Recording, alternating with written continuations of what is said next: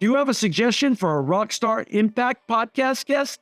Go to impactpodcast.com and just click Be a Guest to recommend someone today. This edition of the Impact Podcast is brought to you by ERI. ERI has a mission to protect people, the planet, and your privacy, and is the largest fully integrated IT and electronics asset disposition provider and cybersecurity-focused hardware destruction company in the United States, and maybe even the world. For more information on how ERI can help your business properly dispose of outdated electronic hardware devices, please visit eridirect.com. This episode of the Impact Podcast is brought to you by Closed Loop Partners. Closed Loop Partners is a leading circular economy investor in the United States with an extensive network of Fortune 500 corporate investors, family offices, institutional investors, industry experts, and impact partners. Closed Loop's platform spans the arc of capital from venture capital to private equity, bridging gaps and fostering synergies to scale the circular economy. To find Closed Loop Partners, please go to www.closedlooppartners.com.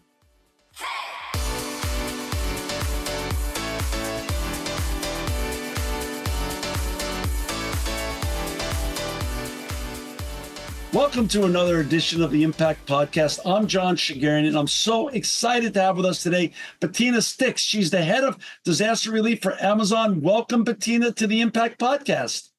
Hi, John. Thank you for having me. It's an honor to have you on. We've never covered this critical topic of disaster relief before, so it's going to be our first turn in 17 years covering this topic. I'm so happy that you're here to go into this important topic. But before we get there, I want you to share a little bit about another important topic, your background. How did you get on this journey? Where did you grow up? And who's inspired you along the way? Sure. Well, you probably will hear this more during the podcast. I did not grow up in the United States. I actually grew up in Germany, Okay.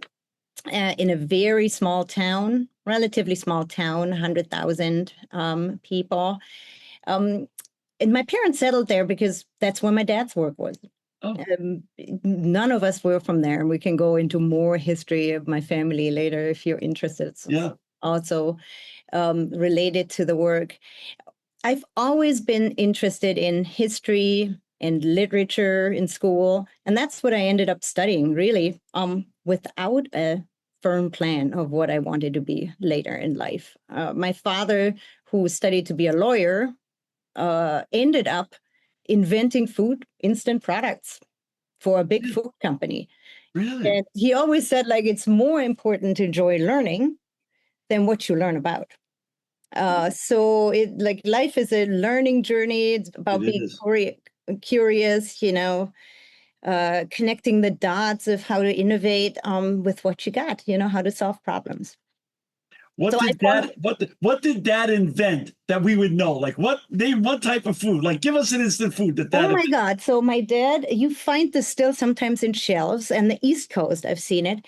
It's a product that is an instant spaghetti product. So you can make your, like how you do Chinese noodle soup. Yeah. It's for Italian noodle soups. It's called spaghetteria, and it's same as for risotto. He came up with that. There's a whole story around that too, how he saw me eat Korean noodle soup as a student, and he said, like, we should do this. He was inspired by that, so he came up with another type of another noodle on an instant format. Wow. Yeah, innovation is half copying and half mirroring, and right. So you'll hear about that too, because this is basically how disaster relief works as well. Wow. Really, I always followed my passion, right? So I knew I wanted to read. I knew I liked history, so I did that. My first career ended up being a journalist, and so as fate wanted it, I ended up in Seattle as a correspondent for a German radio station and interviewed Jeff Bezos, that is. Wow. In 1998 for a German radio station. Wow. He had just acquired a German company that, sold stuff over the internet not internet, God forbid, over the TV screen, something, that was like a little text on the bottom, and then you could hit one. Right. product. And so he bought them and turned it into Amazon.de. And I was fortunate enough to be in Seattle, be interested in the company, which was a tiny startup, and then interview him basically for 60 minutes, just like Barbara Walters did. But he, Jeff Bezos is just such an inspiring, visionary. He caught my attention immediately, especially when he said, oh, at Amazon, we will have infinite shelf space for books, and customers can have any book within a day. That prospect just changed my life, As a college student, I had to sometimes order a book and it would take 6 months for it to arrive, or I had to travel to other state libraries to read something that I couldn't get in my school library. So, as somebody who was into books, I thought, like, can there be any innovation that's better than that, right? Best idea ever. So I knocked at Amazon's doors in Germany, and eventually they hired me, and the rest is me being at Amazon. Wait a second. You knocked on Amazon's doors. Bettina, you had friends in high places at Amazon. Let's be honest. Well, he was in the US, and I knocked at the German doors, right? Okay, fair enough. Startup. And I was fortunate enough when the company was smaller to also still have meetings over the years with Jeff. But in general, it's not about having friends in high places. I'm teasing you. I'm only teasing you with good spirit. But seriously, to another note, how was it? What was the feeling when you interviewed him? When you finished the interview and were walking out of the room, what did you take away? What was the lasting part of the inspirational message that you got from Jeff that stayed with you when you walked out of that room and has stayed with you since? Well, he said it's the Kitty Hawk state of e-commerce. First of all, he was right. I kind of my English then was not as good. And I thought, what did he say? And I had my tape recorder and I played it back and said, what did he say? And he said, Kitty Hawk. I finally realized what he meant was, the American way of the first flight, right? Right. Okay, we're at the beginning. You have heard Jeff probably since talk about it's day one, thing we say at Amazon. And, coming from a place where I would work in an institution at a radio station where nothing ever changes. It's always the same, ideas get smiled upon, but if they don't come from above, they're not good ideas. All of this felt so fresh and right. It was the right problem for me to solve. So this is, how I felt there's only one place where I want to go right now. And back then, nobody knew how to do e-commerce. That's such an you're so right. 1998. That was year Google was started. So, that was the beginning of times, like you said. That was the Kitty Hawk of the internet. That's so cool. Back then, I also traveled to Santa Clara to talk to Yahoo. Remember that company? Of course. So they scraped, what was then the internet to tag things. Right. And then so that people could find it in their search. So that's how old I am, John, Bettina, so when was the interview and when did you start working for Amazon in Germany? So the interview was sometime in April 98, and I started in January 99. So you've been with Amazon since January of 99. Correct. Almost Kitty Hawk times. Definitely Bettina's Kitty Hawk times. That's awesome. So that's wonderful. And then how long did you work in the German office until you moved to the Seattle office? Yeah, so I there was not a straight line. I first worked in Germany. I started as a book editor, and I ended up leaving after 4 years there when I was then the website manager, as we called it, of Amazon.de. In these 4 years, we went from books to music to a couple of video, and then a couple of consumer products. So, I did everything from reviewing books, talking to editors of publishing houses in Germany, to then eventually kind of figuring out how to project manage and web develop and design a whole website. Because back then it was not just one stack of technology. We all had our special little projects around that. Right. I must have done a good job. They sent me to France, and I got to live in Paris for 2 years. Before then going to Seattle, and did this then for more websites than just the German one. So all of our international websites. And I'll tell you in a moment a little bit of a really, really crucible moment I had at that time in 2004-ish. That was. Then I spent some time in customer service after that, where I learned, what all the customers are saying, how are our customers thinking about us? Yeah. And then I spent 8.5 years in Prime. Oh, Launched many countries for Prime, and basically spent most of my time really going around the company and saying, like, what are you doing for our Prime members? How can Prime add, what can you add as value to Prime members, And so we came, like with the benefit set that you see today or Prime Day, those were all times things that launched while I was in Prime. I'm a happy Prime member, and I've been one, and I'm not ever giving up my Prime membership. So you're talking to the choir here. I love your Prime product. It's great. See, John, that was the best time about being in Prime, that people like you, wherever I would go, cocktail, wine Love bar, it.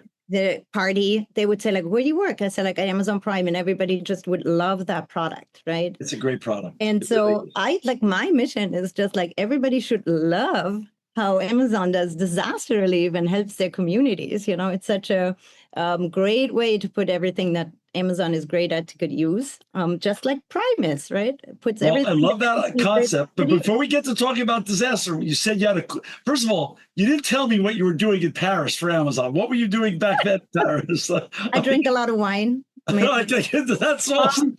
That's awesome. No, I did basically the same job I did in Germany, but for the French website.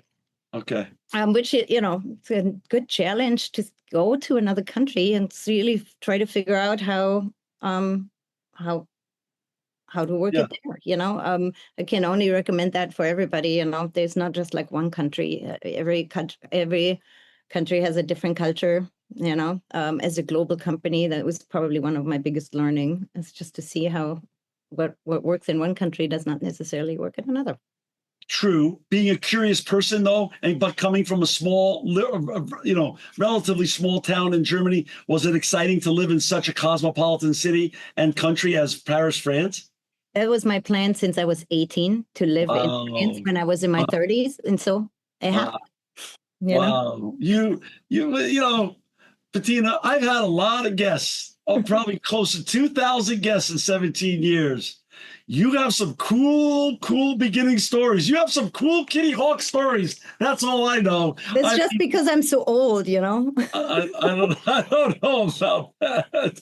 So, okay. So now where are we now? So you get the job you come to California. So I'm in Prime to Seattle. Seattle. It's still Seattle. Seattle, but okay. That's fine. I wish, we had California weather sometimes, but that's it. That's okay. But so I was in Prime in 2015, right? Like been with the company now for 16, 17 years. Wow. And I was really kind of like thinking about what I wanted to do next in my life. My sister was terminally ill at that point, and but she was a leadership development person, and she said, like, why don't you go on this retreat? It's going to be good for you. And so it was a mountain retreat in Morocco, and in that retreat, I really learned what I'm really passionate about. It was kind of like not the retreat I expected. It was half, alcoholic anonymics for workaholics like me, like we would sit in a circle, discuss a lot of things, confess, but what it was really about is like trying to get out what you're hungry for in life. It's really going back to kind of like what I'm good at, what I really want to drive. And I figured it out, and it was to give back to the communities with what I am uniquely good at. And And was that with strangers? Was that retreat with strangers? All strangers? No Amazon people. I was the only Amazon person there. But it was really nice because you learn from other experiences, and the people that guided the retreat were really careful to kind of sort of like help you find your inner self a little bit, but also kind of facilitate this mentorship with others, which I quite frankly had for the first time in my life. Mentors are so important. And I always thought like I could figure it all out myself until I did this retreat. And that changed a lot. But it brought back a memory of where I really felt I had this like moment of absolute joy and passion at Amazon. I love my job, don't get me wrong. Like Right. I love many things about working at Amazon, but my true self came out when on December 26th, 2004. So what is that now? 21 years ago, right? A tsunami happened in the Indian Ocean. I don't know if you remember that. Remember. Very strong submarine earthquake, tsunami wave over multiple islands in the Indian Ocean, killed 250 million people. Right. I was in the office because, I don't know, wasn't with my family because I was, in Seattle. Because you're a workaholic. You're a workaholic, a confessed workaholic. Yeah, like I like my job, but also, I was new in Seattle and family wasn't here. So I thought like, might as well go in, in Germany, that's actually a holiday, but I was here. Okay. 2 software developers called me and said, Bettina, we hear you're responsible for the international websites. I say, yes. They said, like, you may have heard it yesterday, the tsunami happened. So it must have been the 27th. The tsunami happened. We put a button on the Amazon homepage where we modified some Amazon software, and now customers can donate to the Red Cross in the cost for this disaster. Can you help us figure out how to do this for the international websites? So I did.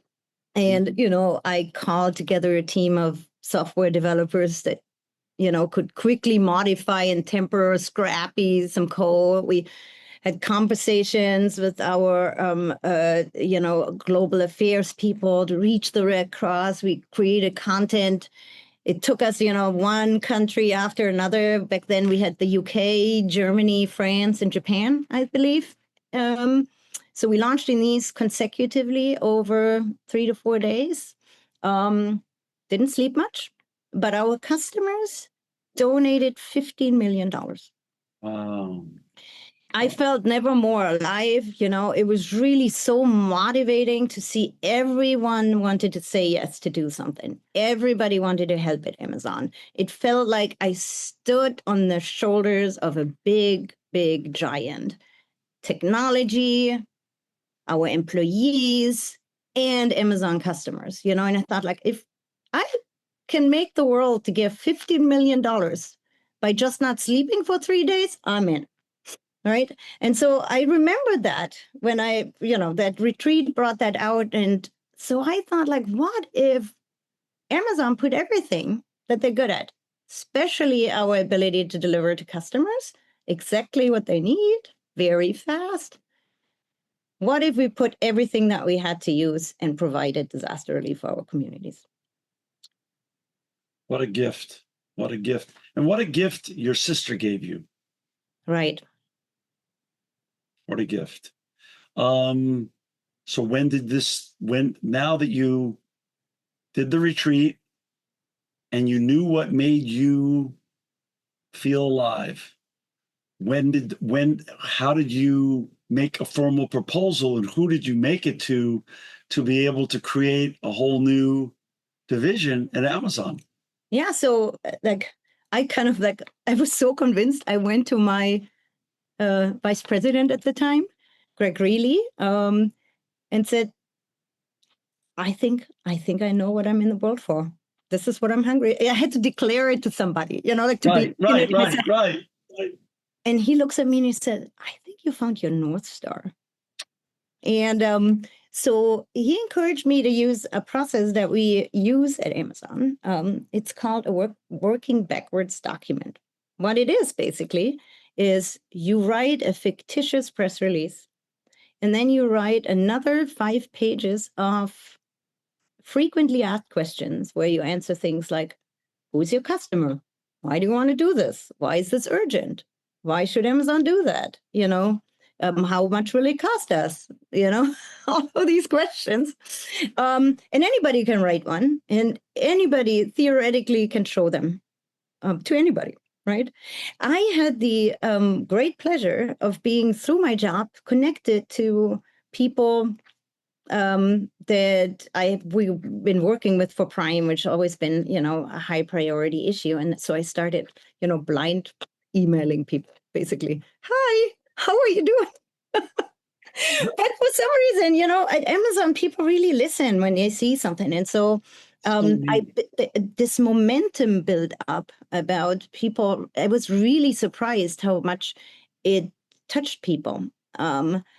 That we at Amazon could do something in disaster relief. And this whole proposal was built on conversations that I had with nonprofit leaders or first responders, and that showed just a critical gap. Like, think about this: when a disaster strikes, a really bad disaster strikes, you can be as prepared as you want. You need some relief items fast to go into the places you want. You need to help those responders fast. And that is always a little bit of a chaotic, or like it's kind of like an orchestra that you need to orchestrate as a relief organization. Oh, who do I call for tarps? Oh, and then who can transport these tarps over? Or who can I call to give me radios so my first responders can respond? My first responders can have a better mesh network for a wildfire. There's program coordinators that go crazy over all of these demands. And so I said, like, well, what if it is as easy as placing an order on Amazon? So that was the idea. What if we can put the full might of our operations, of our logistics, of, anything that our customers appreciate to good use? Your technology. So I wrote up this proposal, and What year was this? What year did you write this? It was 2016. So okay. Then, my now boss, Drew Herdner, who is our global affairs, communication and impact, said, like, you know what? That is a good proposal. Let's go and show this, make this happen. And so I got a really, really small team, just like 2 people and me, and we started. And so I had no idea what I'm starting. Like, we're like, this is a great idea. Where do we start? I called the Red Cross. Said, like, I'm here. And they're like, well, we already have a lot of contacts into Amazon. And it's like, well, work with me. Here's what we're going to do. No, not this way. But they were super interested. And so we created these connections. And I said, like, well, how can we make it happen more often to donate, have customers donate? But that didn't end up being the core of our proposal. The core of our proposal ended up being, we can deliver things fast, and we can deliver exactly what we want to our customers, not what they didn't ask for. Because that is oftentimes, as you you work in this business, you do a lot to recycle things that have a second use, right? Those items oftentimes are not the right items in a disaster when you need the best quality, mass amounts, you have to plan for that. So we pre-position, we transport, we figure out what technology kits could look like that help our partners so that they on the ground are the best prepared for a disaster. Because guess what? If you are there faster, you save the community's recovery time. And this is the social impact podcast. And the impact that comes from doing these things fast is people's houses are not getting more destroyed through rain. People stay healthy. people, get over their experiences faster because they find comfort in the shelter and they have the items that they need. All of this has a compounding impact of just becoming more resilient and recover faster. Bettina, for our listeners and viewers who've just joined us, we've got Bettina Stix with us today. She's the head of disaster relief for Amazon. To find Bettina and all of her wonderful colleagues doing amazing work in the disaster space, please go to Amazon.com. There'll also be special links in our show notes directing you directly to all of the great work and recovery efforts that Bettina leads in disaster relief at Amazon.com. Bettina, is it, you mentioned age, and I'm older than you probably. I'm 62. I'm going to be 63 in a couple months. And I don't know if it's technology, the democratization of the news because of technology, and everybody's a reporter now. Whoever has a cell phone is really a reporter. But it seems as though, or I don't know if it's climate change, or I don't know if it's some combination thereof, but it seems as though the acceleration of disasters has been more than I remember as a young person. And the visibility of the disasters for sure has been amplified massively in recent times. So to me, this great proposal that you made and this work that you embarked on at Amazon is so impactful and so important. I would love you to share, how it's done. Like you said, you have so many assets at your disposal. Talk a little bit about your logistics and response and how that really sets you apart from other disaster relief organizations. Yeah, I wouldn't say so much sets us apart, but kind of like, what gap are we filling, right? Like, what do we really do for the communities? And the critical aspect that we try to address is be prepared for a disaster beyond what relief organizations and responders can take on. So the Red Cross or firefighters or state organizations, they all prepare for disasters. But we found out that preparing for a recurring set of disasters, look back 2017, there were 3 hurricanes within 3 months. 2 in really quick succession. First, Harvey, which just had I think it's a 8th anniversary, flooded Texas. Nobody thought that would happen. Right. And then Puerto Rico getting hit twice from Irma and Maria, and Florida getting hit. Huge, massive L5 hurricanes, taking the roofs off of houses in quick succession just showed that mass care is super important. And it also showed that we need to bring this stuff fast. So in the beginning, we scrambled. Our operations were, what do you need, Red Cross? What do you need, Save the Children? What do you guys need on the ground? And they're like, go away. Every disaster is different. We'll talk to you in 72 hours. And over years, it became a way stronger cooperation. And they we asked them, so what would help you for 2 consecutive disasters? Because we've seen them over the years. Last year, Helene and Milton. And it's like, we just don't have enough capacity to pre-position things. So we developed the system. We now have 15 hubs across the world where we store items for our closest relief partners and for anybody that contacts us in the disaster as a relief organization and needs help, that we have sort of over the years learned are always needed. So think about things like, I mentioned them before, tarps. You can use a tarp as a roof, as floor, as wall, as bag, as, you can use it to transport, debris or bring in goods. It's super versatile, super needed. Everything and on the other side of the spectrum, things that really help our disaster relief partners, we have a shelter kit for the Red Cross. In that shelter kit, we have everything from a microwave to a to blankets, to like a first aid kit, pens, paper, stuff like that, wrapped up so that a shelter manager can just say like, oh, pallet is here, let's open shop. That makes it so much easy for a place like the Red Cross to just concentrate on their human aspects and helping the people than spending all their time divvying out what needs to get done.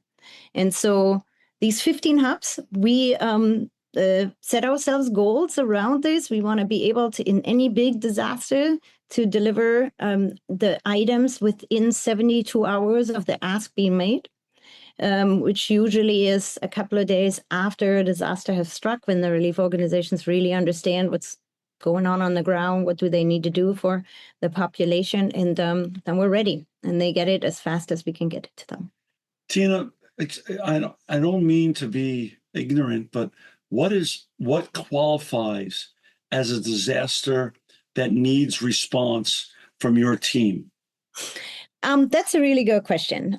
We get that actually relatively often because, disasters come in small and big ways. And Right. the first thing to know is like the smallest incident, the smallest flood in your house can be a disaster for you. So none of these are to be belittled or minimized, small and minimized. And, as long as there's good infrastructure there, people can help themselves. So we concentrate on big natural disasters, anything from an earthquake, which, we cannot really forecast those well, to weather-related incidents. So floods, wind storms, obviously, hurricane, typhoons, cyclones, where have you, around the world, and wildfires.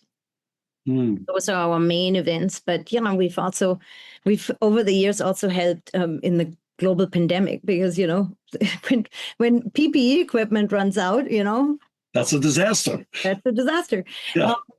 And so over the years, we've also kind of like started to see where can communities help themselves quicker. And what's really needed is that somebody closer to them in the community helps them sift through their needs and contacts us and acts quickly without our big help, versus, oh my God, Puerto Rico got hit. We need to fly an airplane, or the Bahamas in Hurricane Dorian, where we flew 3 planes, where our customers want to participate, where there's just like a massive attention and need, because the attention is there because the need is big, right? So then we really try to master everything that Amazon is good at. How talk a little about predictability. One, as you said, weather-related events are somewhat more predictable than, of course, absolute acts of God and such as earthquakes. Mm-hmm. So back in 2017-18, how would you prepare for hurricane season back then? Now, fast forward to 2025, when AI has become pretty much ubiquitous or becoming ubiquitous in our lives. How is AI helping you as to prepare for hurricane season and other weather-related events, as opposed to pre-ubiquity of AI? Yeah, so before 2017, we wouldn't prepare. So that's for sure, But since 2017, we have gathered data from our nonprofits. We even without a big sophisticated usage of AI, we got smarter about what to pre-position. Even sort of, for example, in the Japan earthquake that happened last year, like December, a year ago, right? I thought so, yeah. Yeah, we had just like a way to get winter coats out, because we knew earthquakes can strike at any time in the day, and so we made sure we can bring them quickly to the population. When we have a wildfire, we know in a wildfire, you need different things, PPE equipment, gloves, masks, and stuff like that. So that data, it sounds like common sense when I say that, but it is over the years through communications with firefighting organizations, really what do they have and where do they run out of, right? Those are things we need to assess and then get better and better at it. We have Amazon in general, for all reasons also for our business. We want to be better and better in understanding how bad will an event become, right? So we have a meteorologist. I recently spoke to him, and he said, I get the question often, how is AI helping a meteorologist? You know what he said? He Yeah. said, well, guess what? We're doing, like, AI is basically, if there's one area where we use AI since a long, long time, Right. and really deep analytics and machine learning, it is weather, because it has so many inputs, in order to get right. There's so much data to churn through. Yeah. This is a perfect place for AI. So our, weather departments, be that us or be that, the National Weather Service, other weather services, they're using obviously a lot for this predictability. We try to use it as much as we can in the future to really help us replenish, right? Or hopefully, our AWS technology will help us better support in the technology parts. Think about a couple of things that we did in the last couple of years. We would help firefighters fly drones, or first responders fly drones, so that they can use, their technology in the cloud to look at imagery for search and rescue. It's a big deal if you have a drone analyze an area first, instead of having to, hike in and see what the is. We have, we use things like power devices, batteries, and connectivity, so others can use AI in the cloud. So we're trying to be really mindful about how can we help you best fill a gap so you have better opportunity to help yourself. At any one given time, like for today, let's just take today as a slice of life in Bettina Stix. How many disasters is your team working on at any one given time on a regular basis? So they, at the moment, I think it's quiet. Okay, good. That's good. We're watching, there's already something brewing again. And there are a couple of hurricanes in the Pacific. In the Atlantic, something is brewing. If you follow the National Hurricane Center. And then there's two sort of milder storms in the Pacific that are not near people. But, we're always prepared to act. In India at the moment, we had... there were two floods recently that needed attention. An activation can go anything from like, it's small and we only help for a couple of days, to kind of activation stretching over a couple of weeks till they're out. Bettina, there's in every industry and in every expertise, there's some very solid truths that always hold for time immemorial as true. Mm-hmm. Tell me one of, if not the biggest, myth about preparation for disasters that you could debunk for our audience. Sorry, you were breaking up at the end for me, but I'm sorry. About what's the biggest? You're explaining the different truths about disasters and how important it is in terms of service and different items that you need to fit, different gaps that you need to the voids you need to fill. Yeah. Talk about myths. Those who, like me, are not in the disaster relief business, but watch disasters unfold and sit there and say, how come we weren't more prepared? Such as, I'll give an example. California, the fires earlier this year in the Palisades, saying, how in a first world, in a world-class city like Los Angeles, what went wrong? And I'll come up with my own theories, but I'm not an expert. You're an expert. Talk a little bit about some of the myths or biggest myth when it comes to disaster preparation, and what should we understand is really fact and what's really fictional or a myth. Yeah. This is probably what you just mentioned is a little bit of my pet peeve. People are thinking that communities are not preparing, or that communities, sit there and wait for a disaster to happen. You have no idea how well prepared they are, or how much they spend year long on preparing for something like that to happen. And yet, there is if you've ever been in a disaster, John, were you in Hurricane Sandy in New York? I was I'm glad you brought that up. My wife and I were both there for Hurricane Sandy, and it was quite scary, I got to tell you. Yeah. So everybody is scared in a disaster.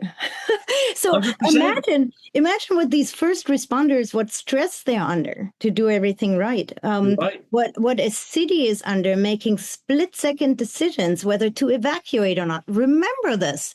In Florida, every year, people are wondering why people are not evacuating, because it is a judgment call until the last minute, right? You Right. better off here or better off there. This is I think people are underestimating how scary disasters are and how much they affect the humans on the ground and how much capacity they have to then spread out and help others. So this is why really we find it super important to be there and react to their demands, because there's always something unpredictable that they haven't planned for, or that even if they plan for the worst case scenario, is not going. I mean, who would have thought in the LA wildfires that after there's a big fire in the Palisade, a couple of hours later, another one would start in Altadena? Like, if you've been on TV, you're like, this is ridiculous. And it's too much for any given organization to solve that problem, right? If you want to be there's so many ways you can mitigate and prepare, and we should do all of the above. In a wildfire, you need to cut your bushes and make sure, no sparks can fly. But you also have to have your emergency kit ready. The best thing we all can do is prepare ourselves and then prepare those that help others as quickly as possible. As I said, recovery is really where the rubber hits the road, where, if you're not fast, communities don't recover fast enough. And then in the world that we're in, they may get hit by the next disaster and not even be ready for that. Got it. How hard is it, level of difficulty, to get supplies and, as you say, fill voids for those who are in that crisis of a disaster zone? How hard is it to get them the supplies or materials they need to survive the disaster and, as you said, recover from the disaster? Well, it depends definitely on the disaster. And, right. The partners that work there, have good protocols. You said, help me understand how a disaster works and what happens. Right. Like the first 72 hours are oftentimes just search and rescue and assessment, right? Think of you in Hurricane Sandy. Storm went over the city, power out everywhere. Subways flooded. Subways were flooded. Subways were flooded and icy cold flooded. Right. So you got to go in and kind of see what is working, what is not working. The community of disaster responders kind of builds up the structure, and communication is really important between all instances. I still remember these pictures from Hurricane Sandy where, people would offer, we have power, charge your phone here. Remember those? Oh, yeah. That's right. So this is what kind of fascinates me and gives me so much hope in human mankind, how, we all are our best human beings in disasters and try to help each other. True. And so, but that happens in the first 72 hours. And then, people get an overview, get a plan, have assessed the damage, have maybe assessed the human toll. And then they can say, okay, here, in preparation, obviously, they see a couple of those things already, but sometimes it's a moving target. If you wanted to build shelters to be ready in Helene and Milton, you would have moved your shelter 8 times. Wow. Because these storms just move. Who would have thought it would hit Asheville? Who would have thought it would kind of start a torrent river? Not in the wildest scenario has anybody thought this could happen. And then you have to stem up things quickly. And so this is what we did, for example, in Asheville, when the food bank was washed away. We had some people on the ground, and we learned through Feeding America that, which is the food bank association that kind of like is the head organization for a lot of food banks. We heard that the Manna Food Bank, which had contacted them with a cell phone with one signal and said like, "We're washed away. We need food. We don't know how to get that." We said, "Oh, they're in Asheville. We sent somebody by." They had a temporary shelter built up so that they have power and connectivity. So they can start their spreadsheet and they can start communicating what they need and supply chain would flow. So you got to figure out in these moments what's really the best angle to help the communities. Understood. You've now been doing this for 8 years or so. Talk a little bit about some of your favorite stories of meeting the moment and helping the people through the disaster, and then helping the recovery efforts that you're the most proud of. Some of your favorite examples of the great work that you and your colleagues at Amazon are doing with other disaster relief organizations around the world. Yeah. Well, maybe I'll give you one of my personal ones that went to my heart, and then Okay. I'll tell you maybe some of our biggest ones that I Okay. kind of like keep in my mind because they brought the entire company together, So when I was more active and roll up your sleeves and be hands-on, and when our team was just like me and two people, we all took the calls from organizations and we were all on call. Now we're a little bit more organized ourselves, and so I got a call from the Red Cross. And this was a wildfire in the Sonoma Napa area. Right. There was a whole neighborhood in Santa Maria being surprised overnight by a fire.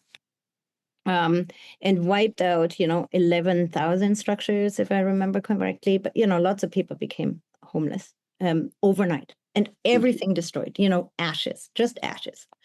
They had to flee with nothing on their back. And the Red Cross calls and says, "Do you guys have sifters?" And I'm like, "What is a sifter?" Pardon, I'm not a native speaker. Explain to me what a sifter is. Right. And they said, like, in the gold rush, you use these sieves to find, gold in the river. Does Amazon have them? So I looked up catalog. Sure enough, we had them, and we had them on the West Coast because guess what? There's still gold digging going on. Right. And so I called the buyer for these items and said, "Can I get these sifters that we have in these 3 fulfillment centers? Can I send them out?" This was before we had the hubs and were organized, right? Okay. And he said, "Sure, take them all. Take them all."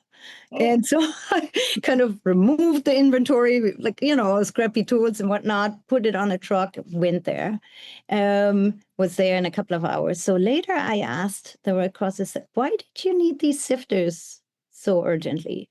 I said, like, you know what? We give them out to people that go back to their houses to see if anything is left.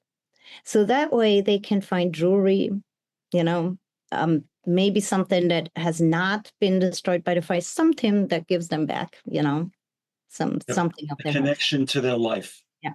I told this story to this buyer who let me remove all of the inventory. So a couple of months later, another wildfire happens. Another big one, another, town really heavily impacted. He calls me and he says, like, "I've already pre-ordered another 7,000 sifters so you can have them if they ask." The power of our employees and how they're behind it is just wonderful. As I said, like, you stand just on the shoulders of all of these people who want to make right. So that was my personal favorite story. I like it. And I just want to pause you there for a second. You grew this, this was your idea. You proposed it. Your boss loved it. You sold it together. How big is the organ? Now you have the 15 centers around the world. How many wonderful Amazon colleagues are part of this disaster relief? At any given time, I would say hundreds. But And not counting the volunteers in the LA wildfires, we had 8,000 people volunteer. Wow. But we have, we have a core team of 8 people around the world. They usually supported then by another 10 people that help them closer support. But if you put it all together, people that work in the fulfillment center to help when we need to get stuff of our disaster relief hub shelves, bring them together, pack them up, pack a plane, fly to the Bahamas, help coordinate, the flight, help coordinate anything, you easily end up having hundreds of people.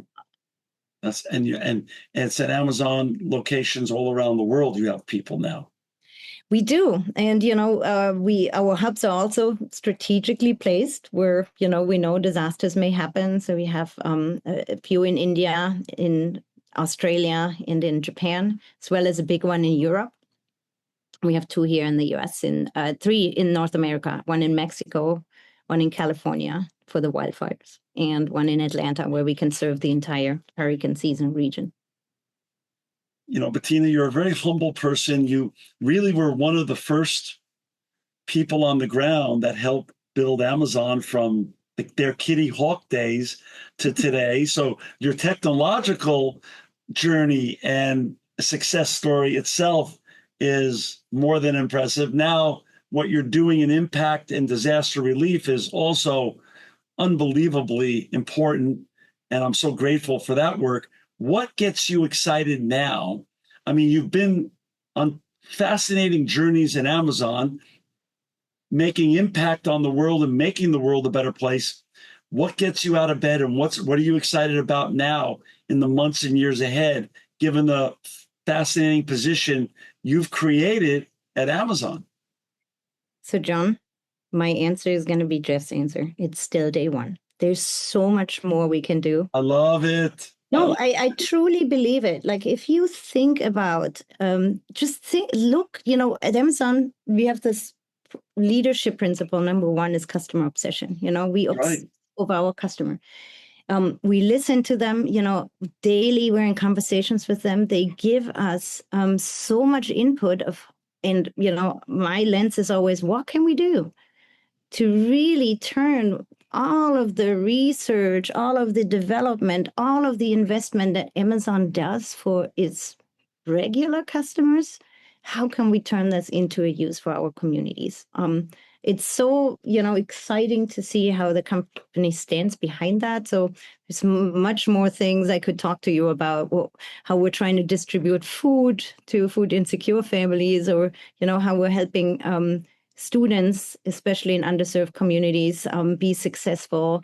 Talk about that for a second. We talked about it off the air. Talk about what you do in terms of inspiring students. That's very important, and that's near and dear to my heart as well. Share a little bit about that for a second. Yeah, and that is, I could talk about a whole nother podcast. We will. I'm going to hold you to that.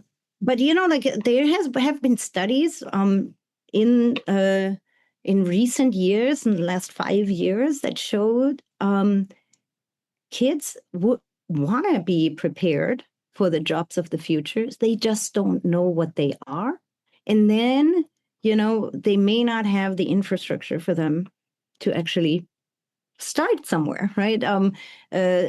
So let's start with the first one, right? Like, how do kids learn about what professions exist? From their parents, by who are them around, by social media, maybe teachers, maybe doctors.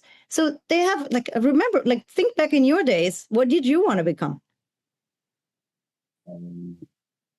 I found a veterinarian because I was around horses and around other veterinarians. So I wanted to become what I was around. There you go. Nobody probably never thought you would run a recycling company. Not a million years. Or a podcast, because those jobs didn't even exist back then, right? That's right. And so how do we prepare young students for the jobs of the future? Well, we show them careers, similar like you do it with your podcast guests. What are careers that they could pursue?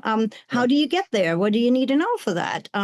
So we have, for example, we make little career tours that teachers can show. So they teach you, how do you stream a live video? And then we go around and we show them professions, what does the coordinator do the day off? What's the cameraman doing? How our services kind of working together to encrypt, load, and load balance all of the data and information. How does it land real time on your phone? And all of the professions that happen in between. And it is, teachers like it. The kids tell us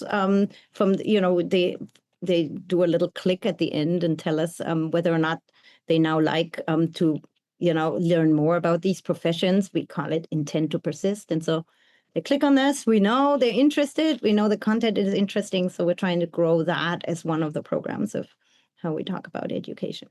That's so wonderful. Bettina, like you said, we could talk about so much more of the work that you do, and I'm going to have you back on the show to continue this discussion.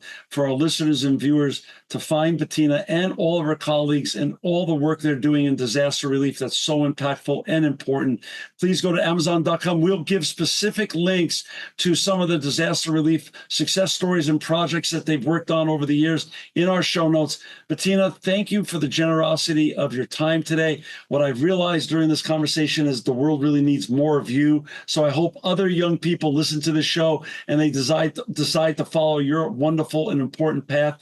Thank you for not only your time today, more important, thank you for making the world a better place. Thank you, John. It was a pleasure talking to you. This edition of the Impact Podcast is brought to you by Engage. Engage is a digital booking platform revolutionizing the talent booking industry. With thousands of athletes, celebrities, entrepreneurs, and business leaders, Engage is the go-to spot for booking talent, for speeches, custom experiences, live streams, and much more. For more information on Engage or to book talent today, visit letsengage.com. This edition of the Impact Podcast is brought to you by ERI. ERI has a mission to protect people, the planet, and your privacy, and is the largest fully integrated IT and electronics asset disposition provider and cybersecurity-focused hardware destruction company in the United States and maybe even the world.